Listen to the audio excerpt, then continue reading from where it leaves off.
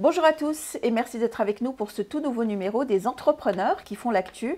Et nous allons aujourd'hui faire la connaissance de Benoît Torrent. Bonjour Benoît. Bonjour Kenza. Merci d'avoir accepté notre invitation. Vous êtes le président de l'entreprise Torrent Patrimoine, société d'expertise en gestion. Avant d'aborder avec vous les spécificités de votre métier, mais surtout votre approche très personnelle, on en parlera tout à l'heure, présentez-nous votre entreprise. C'est gentil, merci pour l'invitation déjà.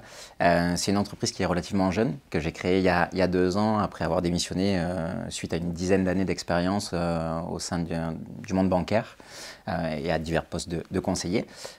Donc voilà, c'est une entreprise qui permet aujourd'hui de répondre aux besoins des clients sur le sujet du patrimoine au sens large, du conseil à l'optimisation, à la transmission, à l'investissement immobilier ou financier, même jusqu'au crédit immobilier. Alors qui sont vos clients ? On a des clients qui sont de tout horizon. On a des clients qui sont salariés, qui sont chefs d'entreprise, qui sont des professions libérales. La gestion de patrimoine est vraiment ouverte à tout le monde. Et à tous les profils, j'imagine. Et à tous les profils, en effet. On n'a pas besoin d'avoir plusieurs millions ou d'avoir construit déjà un patrimoine conséquent. C'est vraiment ouvert à tout le monde. C'est accessible. Je tends justement à démocratiser ce conseil. Alors justement, on se pose souvent la question, Benoît, quels sont les avantages à passer par une agence de conseil en patrimoine comme la vôtre plutôt que de passer par une banque ? L'avantage, c'est de pouvoir travailler en architecture ouverte. On va donner le bon conseil au bon client. En tout cas, c'est l'objectif. On ne va pas avoir d'intérêt à donner un conseil plutôt qu'un autre ou à orienter le client sur une solution plutôt qu'une autre. On ne va pas être aussi obligé de proposer le produit de l'entreprise où on travaille. On va avoir accès à une palette énorme de choix et de possibilités.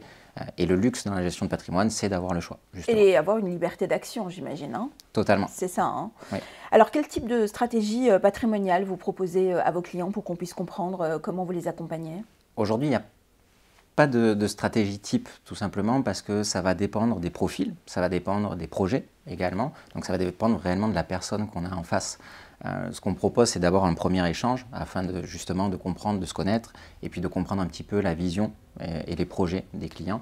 Et ensuite, en fonction de ça, on va pouvoir construire et on va pouvoir mettre en place une stratégie patrimoniale qu'on va appliquer en fonction du client qu'on a en face. Alors Benoît, j'ai cru comprendre en préparant cette émission avec vous qu'il y avait un élément sur lequel vous teniez à vous exprimer, c'est le fait de dépoussiérer ce métier que vous trouvez, vous, un peu vieillissant.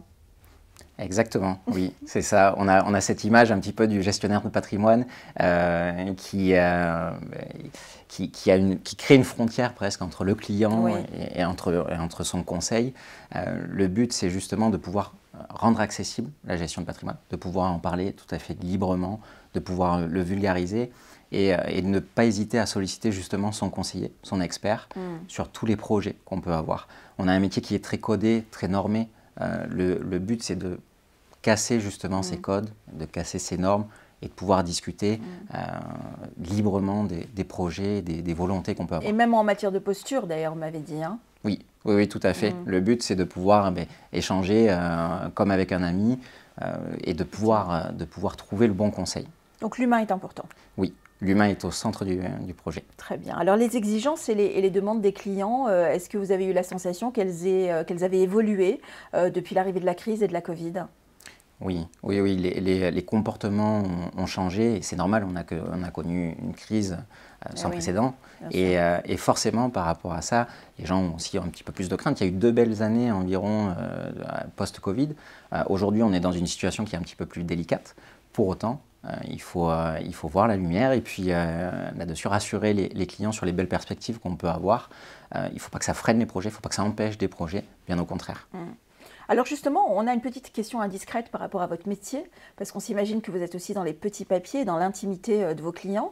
Jusqu'où vous allez dans les secrets de leur vie personnelle ? on va loin. C'est vrai ? Oui, mais c'est du secret professionnel. Bon, ça va. Donc on n'aura pas de scoop aujourd'hui. On n'aura pas de scoop. D'accord.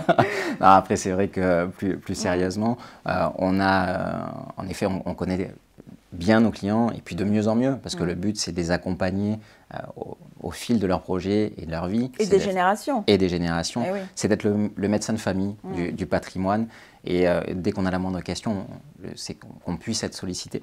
Donc forcément, en connaissant mieux nos clients, on les conseille mieux également. Et forcément, on est au courant de certains secrets. Alors pour finir, on va parler de l'avenir de Torrent Patrimoine. Quels sont vos objectifs, vos prochains challenges? L'objectif, c'est de continuer, et ça va être le prochain challenge aussi, c'est de continuer cette croissance et le développement qu'on a depuis maintenant 2 ans, en gardant nos valeurs fortes sur le conseil client, sur l'accompagnement, d'être un réel partenaire de vie, d'être vraiment un facilitateur de projets. Donc là-dessus, de garder ces valeurs en continuant voilà, la croissance. On avait une demande qui était un petit peu plus présente et qui continue de l'être. Donc on a créé une branche qui est dédiée aux sportifs de haut niveau. Ah oui, très bien. Pour les accompagner tout au long de leur carrière, du début de leur carrière jusqu'à la fin et la reconversion. Parce qu'il faut savoir que sur ce type de profil, 50% des sportifs se retrouvent ruinés 5 ans après la fin de leur carrière. Oui, donc il faut s'y prendre très tôt en fait. Il faut s'y prendre très tôt. Mais pour les sportifs, et les autres aussi, comme pour les autres. Évidemment, évidemment. Et donc un dernier, je crois, projet pour l'international? Et un dernier projet, en effet, avec une réflexion aussi sur la mise en place de conseils internationaux et d'opérations d'investissement à l'international aussi. Très bien. Bah, écoutez, on vous souhaite beaucoup de succès dans ce métier qui est aussi une passion pour vous, je crois. Tout à fait. Merci beaucoup Benoît Torrent d'avoir été notre invité. Quant à nous, eh bien, on se retrouve très vite pour un autre numéro des entrepreneurs qui font l'actu. À très vite.